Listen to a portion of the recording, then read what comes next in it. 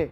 So, welcome to the lecture number 18 of this finite volume series, and what we are discussing, or rather we have discussed so far right now into the business of doing the calculation for the gradient. And gradient calculation, as we have seen our previous lectures, we have two approaches. One is the using compact stencil, other one is the extended stencil. And in the last lecture we have discussed the calculation procedure using the compact stencil. So, now you will move to that today on the using the so essentially what we are doing, the gradient which is for a particular cell is represented as summation over all the faces, and so this is what we are into the business. So, essentially that is the gradient calculation that we are trying to do. So, that is our objective.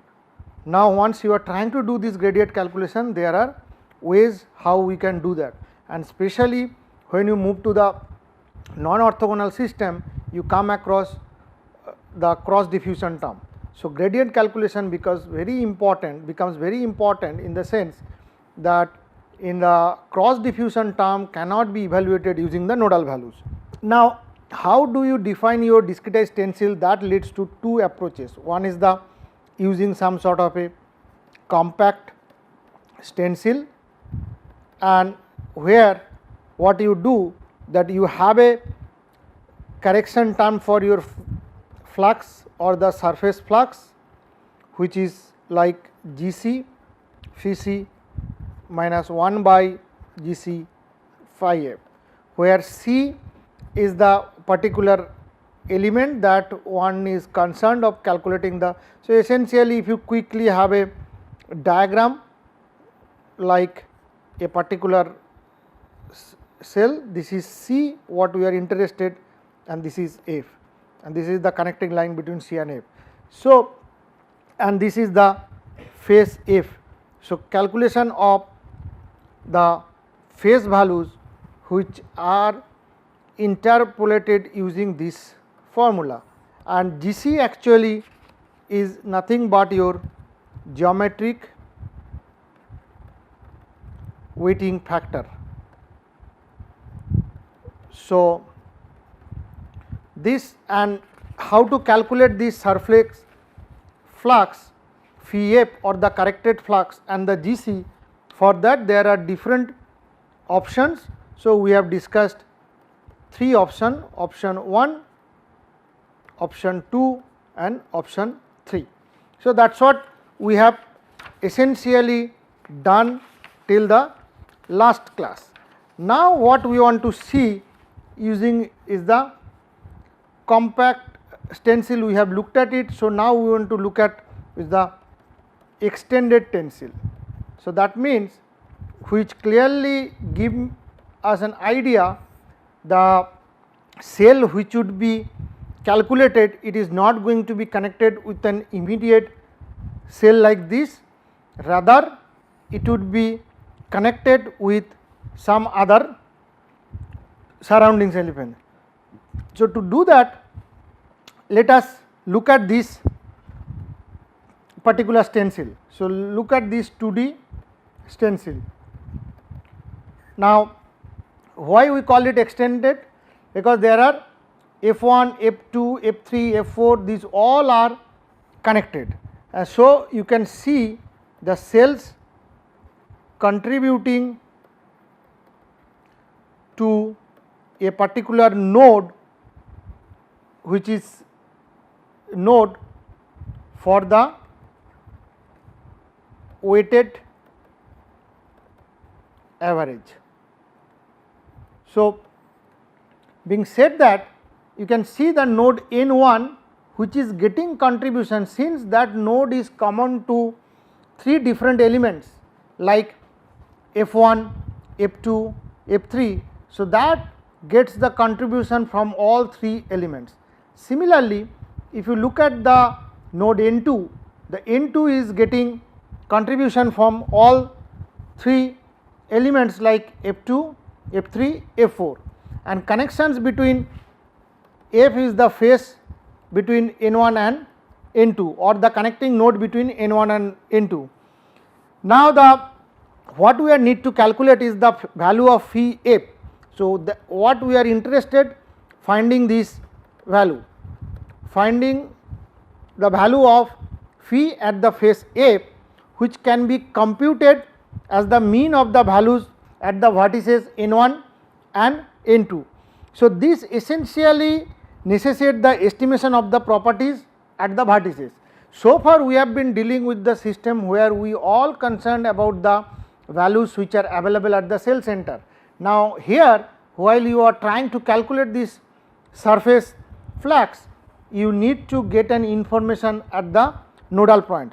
So the properties at a vertex node are calculated using this weighted average. So this is some sort of a weighted average which is used. Now how we take the weighted average? Because we take some sort of a inverse distance function to calculate this kind of weighted average. So in that case, when you calculate the phi n, which can be expressed as the summation over k equals to 1 to NBN phi Fk divided by Rn minus Rfk, and denominator, this is k equals to 1 to NBN 1 divided by Rn minus Rfk. So here n stands for the vertex node, Fk neighboring cell node,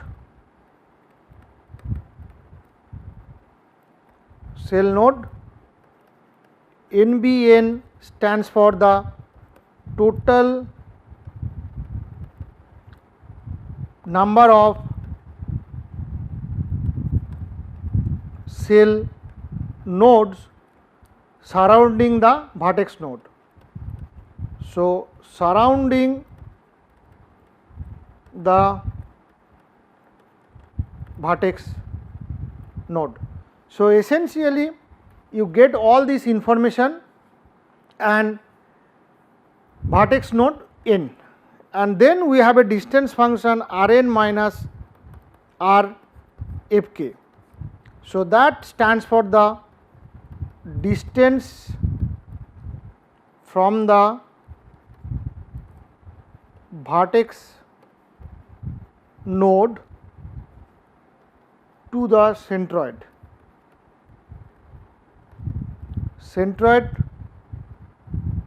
of the neighboring cells. So that is what it gets you back. So you have all the information, you have the vertex node, you have the total number of nodes, you have the neighboring cell node, then you have the distance from the vertex node to the centroid, and then you can get some sort of a distance, average distance calculation. Once the phi n at the vertices are found, then at the face you can find out the phi f as phi n1 plus phi n2 divided by 2. So using this sort of a inverse distance calculation at n1 and n2 we can find out, and once we find out n1 and n2, the surface flux or the variable could be obtained using some sort of a arithmetic mean, and similarly the gradient would be calculated 1 by Vc summation of F NBC phi f SF, which is 1 by Vc summation of, then we get phi n1 plus phi n2 divided by 2 at F SF. So when you go to 3D system, the calculations are little bit involved, but it goes in the similar fashion, and there you can also go across all the nodes or the vertex node and can find out. Now, in this particular approach, the information from the wrong side of the cell also contributes to the weighted average. So, if you look at this picture, it may possible that the cells which are actually sitting on the wrong side, they can also contribute to this weighted average to the conserved variables. So, this can be overcome by using some sort of an upwind biased gradient, and the higher order calculation based on the upwind biased gradients have both the memory overhead. So, essentially there could be some, you can note contribution to the weighted average from wrong cells. That is possible. If that happens, it can be overcome by some upwind biased gradients calculation. And if you use some sort of an higher order upwind biased calculation, the computing overhead also goes up. So, the computing overhead also goes up. So, that is little bit involved, and now if you move to 2D to 3D, that becomes bit tricky. Now, so that is how one can use the compact stencil and calculate the flux variable at the face. Now, we can move to the another option is that least square gradient calculation. So, this is another option, and least square method it offer actually more flexibility. So, it offers more flexibility with the regard to the order of accuracy.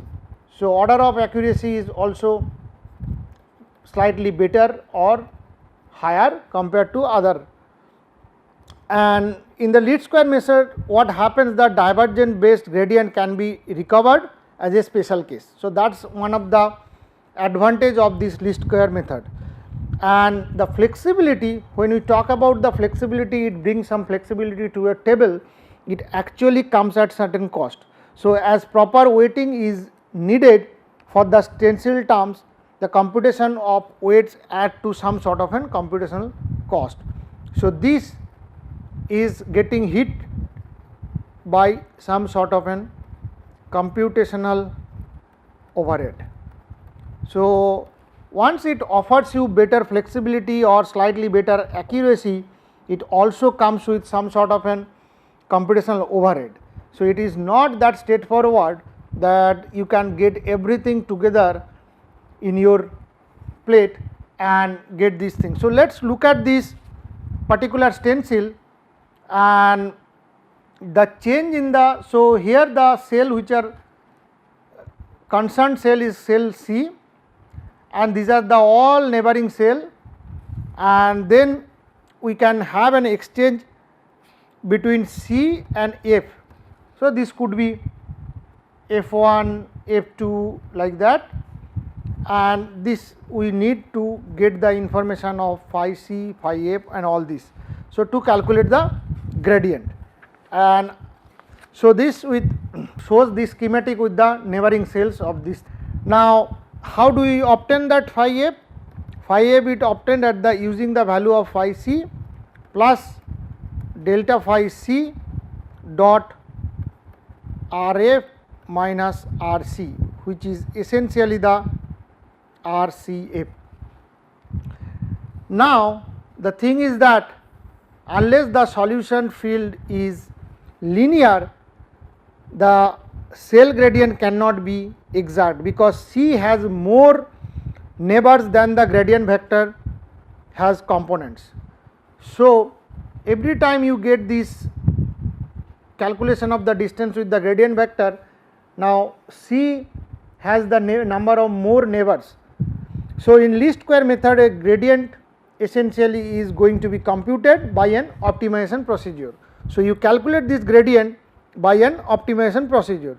So, let us find the minimum of the function is GC, and GC can be defined as summation k equals to 1 to NBC weight factor Wk phi Fk minus phi C plus delta phi C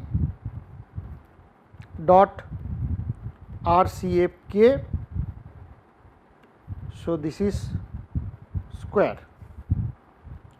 Now, if I expand this one slightly more, so I will get k equals to this, I have this Wk, then I can write delta phi k minus delta x k del phi by del x at C. So, that is one component, del y k del phi by del y C plus del z k del phi by del z C.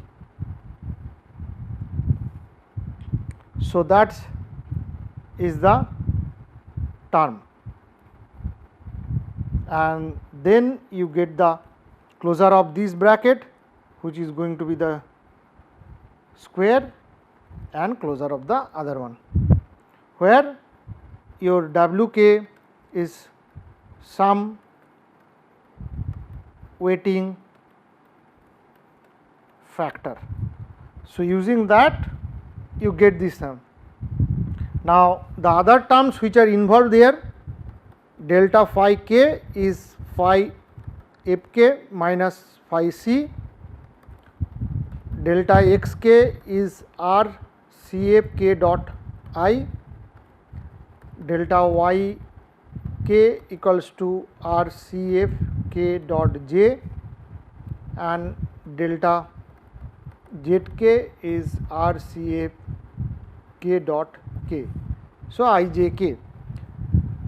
Now, the minimization of this function can be obtained, minimization of GC can be obtained by enforcing some condition. The condition is that del del GC of del phi by del x equals to del GC of del phi by del y equals to del GC of del phi by del z. These are all 0. So, once you get this minimization function or the mathematics, which will actually get you back some sort of an involved mathematical expression k1 to NBC, which will get you 2 Wk delta xk minus delta phi k plus delta xk del phi by del x C, delta yk del phi by del y C plus delta zk del phi by del z C, which is 0, number 1. So, that comes from the first expression. Second expression gets you back the similar expression, but it is on yk. So, it will be delta phi k plus delta xk del phi by del x C plus delta yk del phi by del y C plus delta zk del phi by del z C. So, that gets you the second one, and the third condition will get you another condition or expression on delta zk. So, which is phi k del phi by del x C plus del phi by del y c. So, one can take the derivative of the previous expression and can obtain all these conditions. So, you get from here you get all these three conditions. So, each of them corresponding to the first one actually corresponding to this derivative, the second one corresponding to this derivative, third one corresponding to this derivative. So, you obtain these conditions which one can write in some sort of a matrix form, and if you write in some sort of a matrix form, this will look like summation k equals to 1 to NBC Wk delta xk that is first term, k equals to 1 to NBC Wk delta yk xk delta yk, third term k equals to 1 to NBC Wk delta xk delta yk. So, that is what, and the second term will contribute to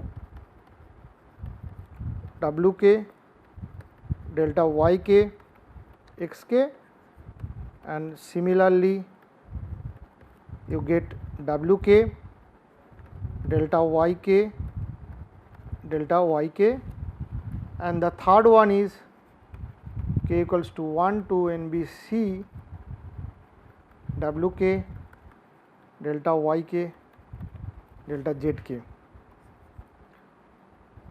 This is k equals to Wk delta zk delta xk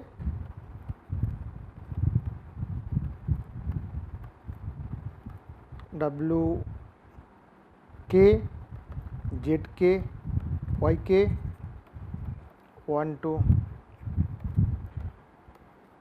and you get on the factor which is getting multiplied is that del phi by del c at c, del phi by del y at c, del phi by del z at c, which is equal to my another vector which is k equals to 1 to NBC Wk delta xk delta phi k. Similarly, k equals to 1 to Wk delta yk delta phi k, k equals to 1 to NBC Wk zk phi k. So, you gotten essentially the matrix form. So, this is the matrix form of the previous equation. Now, how do you find out the solution to this particular equation? So, basically solution, obviously the solution exists if the matrix is not, if this matrix is not singular. So, that means this has a nice condition, or it has to have a non-singular system so that it can have. Then also the choice of Wk. So, that is another factor. So, choice of Wk is also very important, because that will essentially to some extent or rather partially contribute the convergence of this system. So, for example, if Wk is chosen to be 1 for all the neighbors of C, then all neighboring points will have the same weight in computational of the gradient, irrespective of whether they are near or far from point C. So, that is one problem. Actually, points that are further from C will have a more important influences at the error function, which will be more affected by their error. So, this is a very important or crucial element in this particular matrix, because that has lot of impact. So, if you go back to this cell, now since it is taking the neighboring cells information, if for certain values of Wk it may have possibly have the farthest cell has lot of influence on this approximation, and that can lead to some sort of an error. Or alternatively, one can have some alternative choice for WK. So, that one which something which has been used and can be obtained is that WK could be some sort of a inverse distance function, R Fk minus Rc, which is going to be should be del x Fk square, del y Fk square, del z Fk square. So, that way one can actually estimate the Wk. Okay. So, other option is that one can also use Wk as an inverse distance of power n, where n could be 1, 2, 3 and so on. So, it is also possible not taking the direct inverse, you can take in power of that inverse or with some kind of things. Now, as mentioned, the divergence based gradients is a special case of the least square formulation. So, one can show that. So, what we have said that divergence based gradient is essentially a special case of the least square formulation. So, the formulation that we have for the least square approximation, one can also obtain the divergence based gradient, and we can see that. Let us take an simple Cartesian stencil. So, it is a Cartesian grid. Let us consider that, and C is the center of that cell. As usual in our convention, there is a east cell, this is the west cell, there is a north cell, south cell, top and bottom. Now, this is a 3-dimensional Cartesian cell. So, that is why you have 6 different faces. So, the number of cells which are surrounding also will go up. Now, in this case, what we can write from our previous matrix equation. So, the matrix form will reduce to something like this: Xc minus Xw, other component would be 0, this will be 0, Yn minus Ys 0, this will be 0, Zt minus Zb, that is the first part of it. Then we have del phi by del xc, del phi by del x del yc, del phi by del zc. So, that is there, and right hand side would be phi e minus phi w, phi n minus phi s, phi t minus phi b. Okay. If you solve this above equation, so solving this, what you get, del phi by del x c is phi e minus phi w divided by x e minus x w, and del phi by del y at c is phi n minus phi s divided by y n minus y s. And similarly, del phi by del z at C, phi t minus phi b by z t minus z b. Okay. So, these are the exactly the values which you have obtained from divergence based calculation. So, when we have done the divergence based calculation, we obtain the exactly the same value. So, one can show that this is a special case of least square approximation. Also it can be demonstrated that the accuracy of this resulting gradient is at least first order. So one can write down the Taylor series expansion for phi r minus phi r c equals to delta phi c dot r minus r c, which is order of r square. So when solved for this should be some sort of a order of r. So at least it is an accuracy in that sense.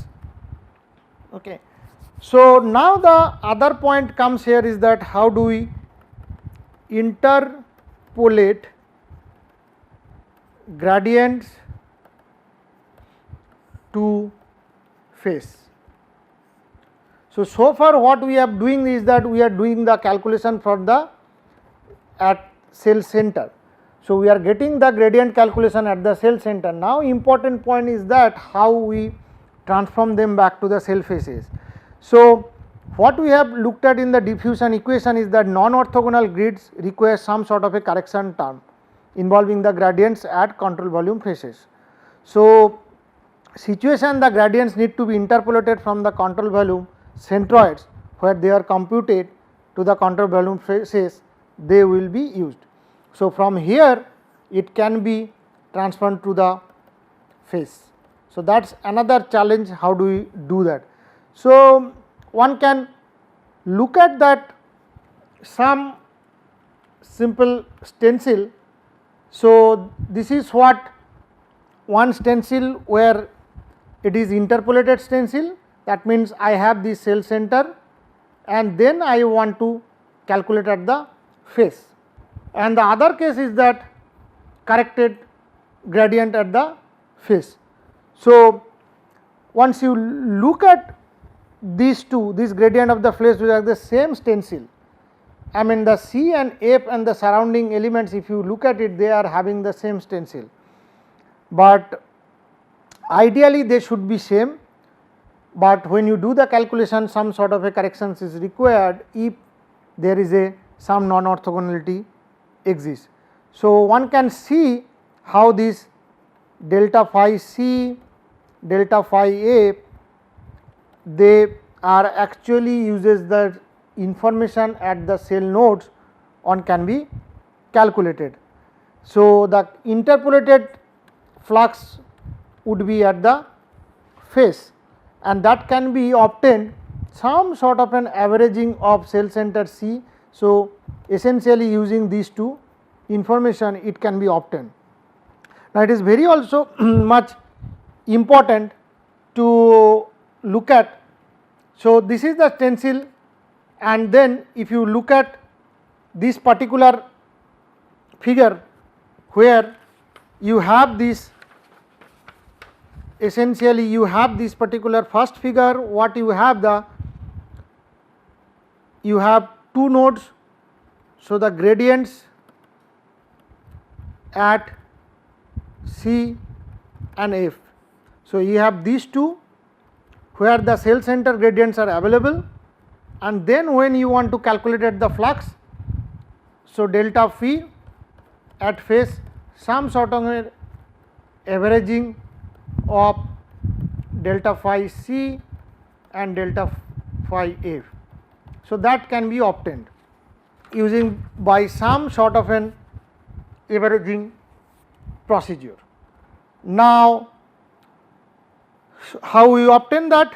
You look at that the gradient vectors, they are in this picture. If you take this from here to here and if you just draw the vectors here, so the vectors actually pointing the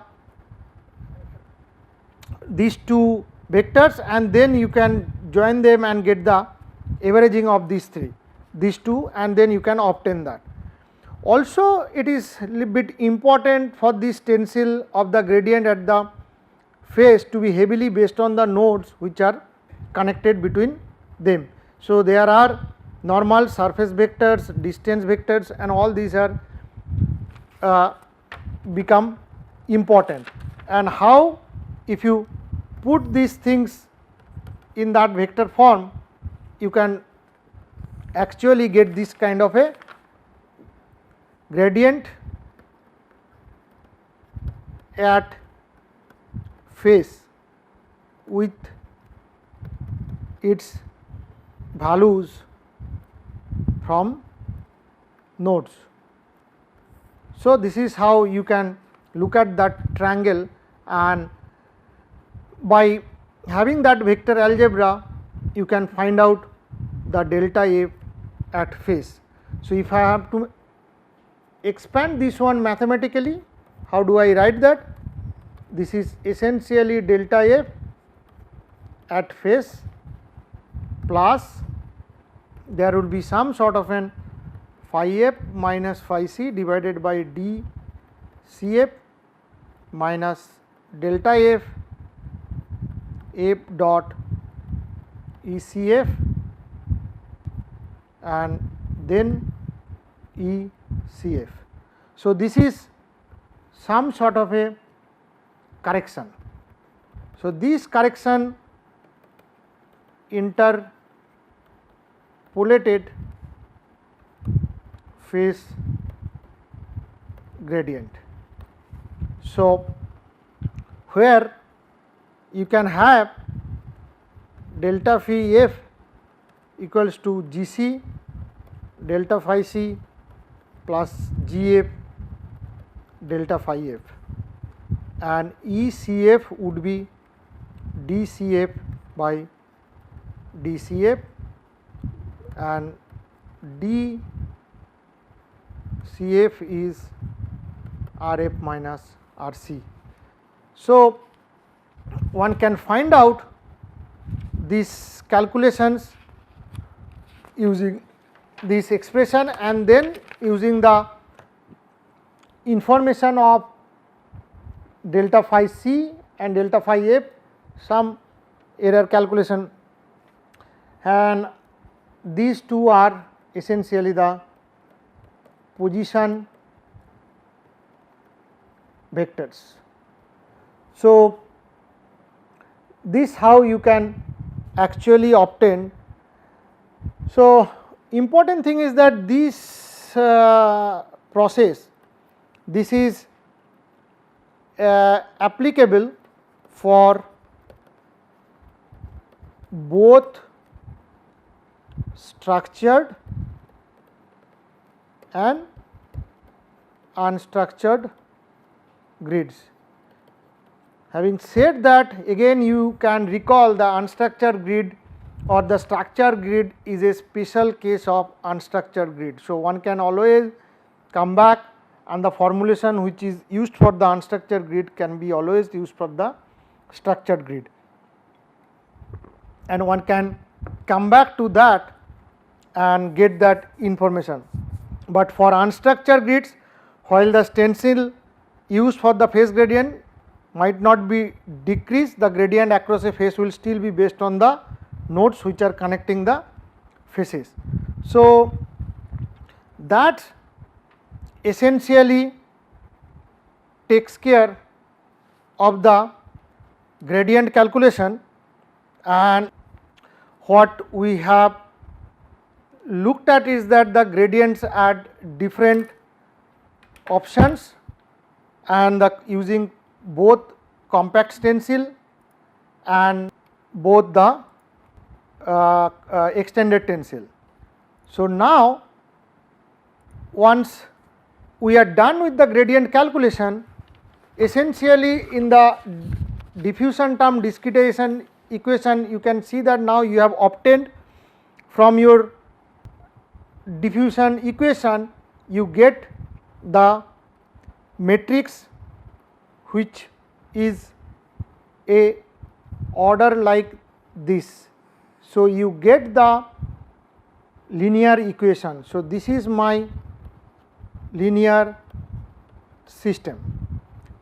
So, once I have discretized my equation system, we obtain the linear equation in this kind of fashion.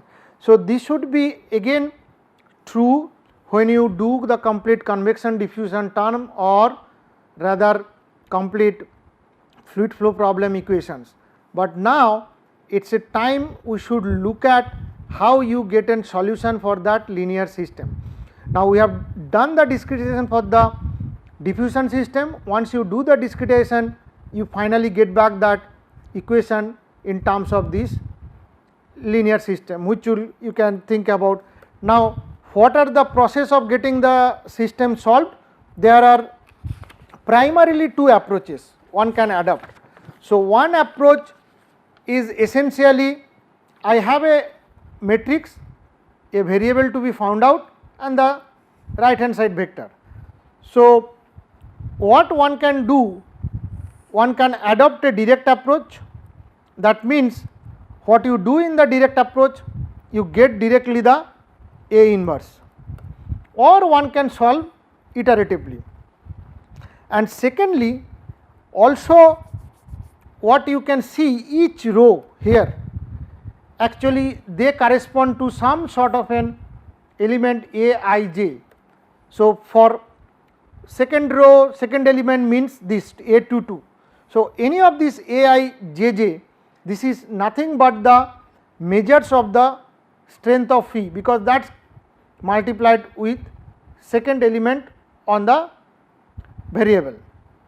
Okay. So every row represents a equation defined over one element. So that is on that and the computational domain, and the non-zero coefficient of this is going to get you the solution for that system. Now what are the certain properties of this particular matrix? They are going to be sparse matrix. Sparse matrix in the sense, for some locations you might have the coefficients, others are 0. So that is what it is going to have. And other hand, you can have largely sparse, that means you have lot of 0, or less sparse, that means you have less zeros. So depending on the element or the coefficients, actually this matrix could be of any nature. And also sometimes when you look at the structural grid, or when you discretize the equation system in the structure grid, it can also get you the banded matrix. So that means it may highly possible you can have some sort of a band like that, or some sort of a band like that. So that is also possible that you can get back some sort of a banded matrix in nature, but in reality or naturally most of the time the matrix what you get, and that is a sparse system. Now when you go to the direct approach, how you can solve it? Basically you can get the direct inverse. So now that immediately gets you some sort of a problem. When you have a large A, then getting that inverse is computationally very expensive. You require large memory, you require heavily computing power. So that is essentially, for a large system one can think about it's impractical. And when you talk about the physical problem, this matrix is going to be some sort of a n by n, and this n is the number of total cells count in your 2-dimensional domain, and when it goes to 3-dimensional you can think about the size. So for a large system, getting a direct method is absolutely impractical, and that is why what people have done, they have gone back to some sort of iterative process. That means you consider this system, linear system, and then you solve iteratively to get the linear system solved, and through some sort of an minimization of the error. So when you have this big linear system, the one option, as we said, direct option where you get the direct A inverse, other option is the iterative process.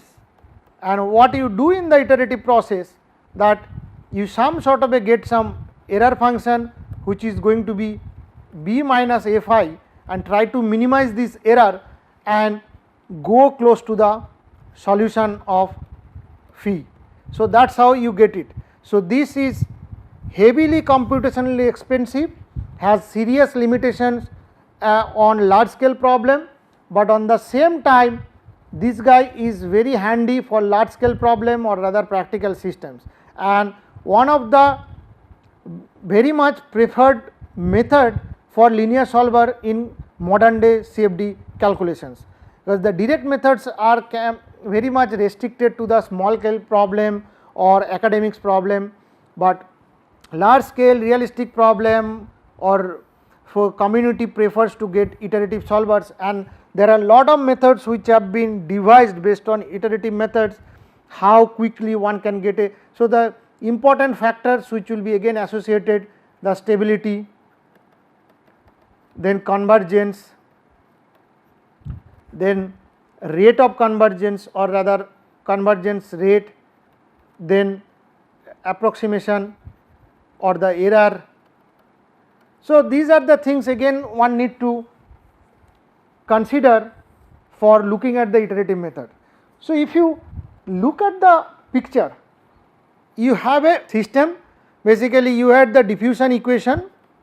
Since we have discussed the diffusion equation, so that is nothing but the PD, you have that, you apply discretization, and regarding the discretization whatever issues that can be associated like structured grid, unstructured grid, orthogonality, non-orthogonality, gradient computation, boundary condition, everything includes in this block of discretization, and that once you apply here, that lead to the linear system. Once you get a linear system, you need a solution, and solution only get you the variable phi. So, in the every node of the domain which you can get, and that can represent the physical process. So, that is how it closes the loop. Now, we have done up to this much, now we are at this stage. So, we need to see how we can find a solution to the linear system, that means AFI equals to B or AX equals to B, which can be a representative solution for a physical process. So, to do that you have couple of these approaches, but underline phenomena or the component which lies or becomes very important is the properties which are associated with this matrix or the large matrix. So, one has to know certain properties of this linear system before moving ahead with any kind of this solver calculation, because the solver calculations would get you a flavor of how to get the direct approach or the iterative process to get a solution for phi, but that involves those assuming the properties of A which is the backbone of this calculation process. So, what we need to do next is the talking about some properties very quickly, and once we do that we will move to the calculation of this direct solver. So, with that objective in mind we will look at that some properties of these matrices. So, essentially what we are talking here is this large matrix A. So, that is what is our point of concern, and so the matrix is of order, it is a real matrix because it cannot be imaginary, then you cannot have solution. So, that is a first information that you have, it is a real matrix, and in generic sense you could say it is a m by n system. So, what essentially it assume, it is not a square matrix. So, if again these are all generic synonyms, if m equals to m then it will become square matrix, but when we do the discussion the m by n system, that is what we will talk is certain array of real numbers, that number 1. So, the set of all these m by n matrices is a real vector space denoted by n by m. So, now once you go back to this matrix, it essentially all its row vector and column vector. So, there are m row vector, there are n column vectors, and they are form some sort of a vector space denoted by this real expression. So, the complex matrices are defined separately and the matrix represents the linear mapping between two vector spaces of finite dimension n and m. So, that means I have set of some row vectors, these are m row vectors and I have certain n vectors which are column vectors. So, these are very important property. Operations, if you look at the matrix operations, so what we are talking about A m by n. So, the matrix operation you can have addition of the matrices, so the elements can be added which are very simple. If you have a 2 by 2 system, you add the 2 by 2 system, the corresponding elements can be added. You can multiplication by a scalar. If you multiply by a scalar, each of its element is going to be multiplied by that factor alpha, and then if you multiply by another matrix. So, the important property for the multiplication is that I am trying to get a matrix which is C A by multiplication of A and B. So, A is m by n, so B has to be n p something. So, that means the A is m by n and B has to be n by p. So, these two dimensions they need to be same, then only the multiplication is possible, and that means the number of columns and the number of rows in B, number of columns in A and number of rows in B, they need to be equal, then only you get the multiplication by this kind of approach. Transposition, transposition is the matrix, how you write the transpose. So, if you have a R m by m matrix, then the transpose of the matrix would be n by m. So, if A is m by n, the transpose is A n by m, that is how, and you can symbolically write C alpha I j is A j I. Transpose conjugate, for complex matrices the transpose conjugate matrix denoted by A h or is there. So, A h is A bar transpose, A bar means here the bar represents the complex matrix and that is the transpose bar is going to be the equivalent of same. These are very important properties that you have for the matrix. Now, you come square matrix, that is one important square root matrix, as I already said m equals to n becomes square matrix. Matrix inversion, so basically eigenvalues. So, identity matrix is if you have a 2 by 2 system or 3 by 3 system, the diagonal elements are 1 and otherwise all the elements are 0, that is the identity matrix for any. So, this is 3 by 3 system. Now, similarly the its notation is I. So, property of a identity matrix that if you multiply it with any matrix, whether in the right hand multiplication root or the left hand multiplication root, you get back the A.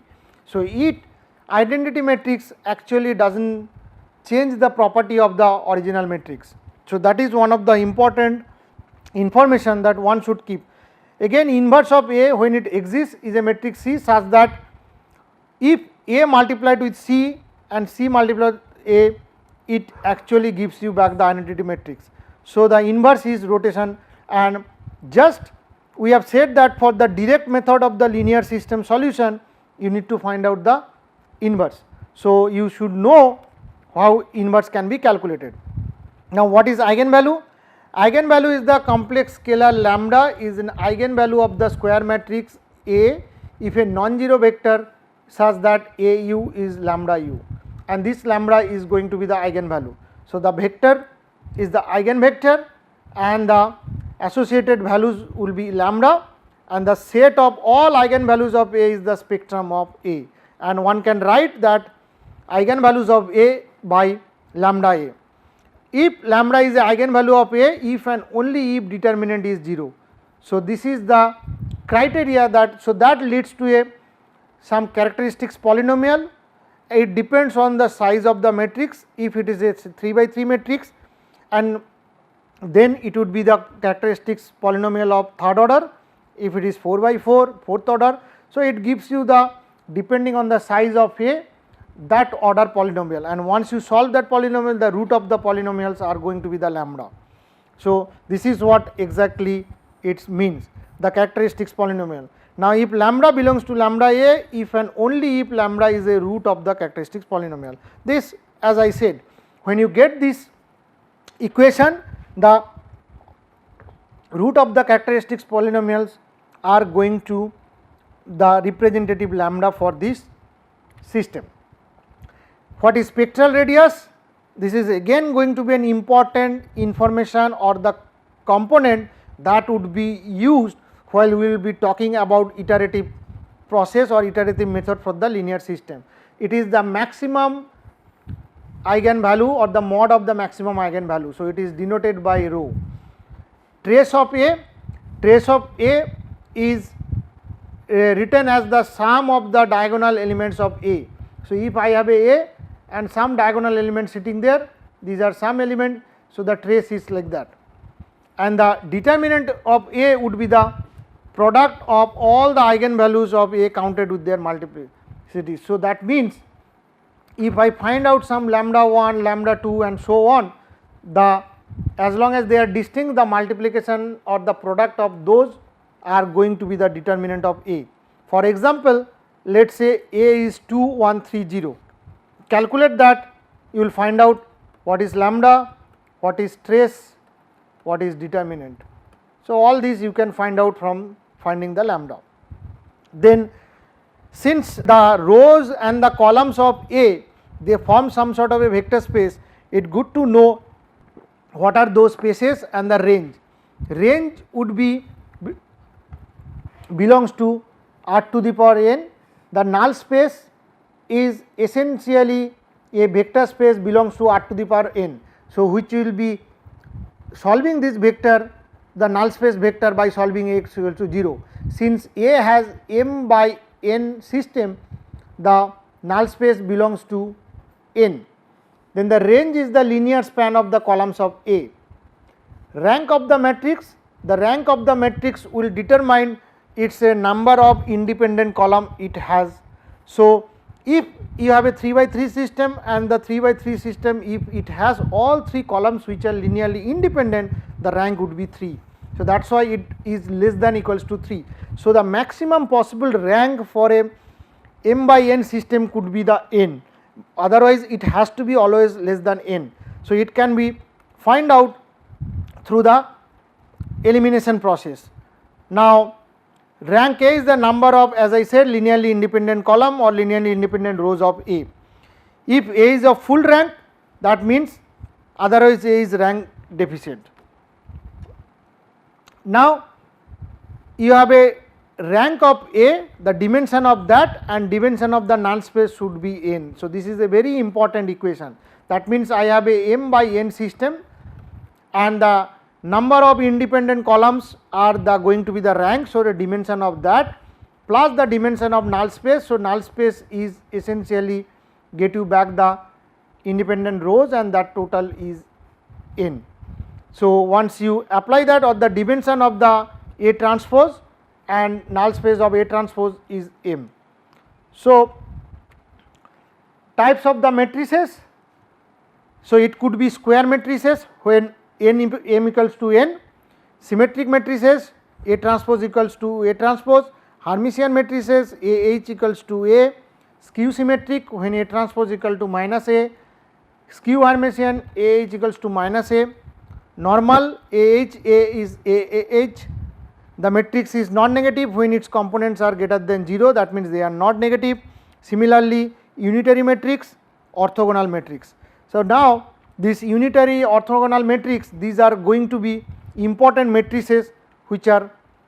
Now, another important thing is that matrix with the structures. So, these are the informations which are essentially going to be used, and now the other properties that we are going to look at in the follow up lecture. Thank you.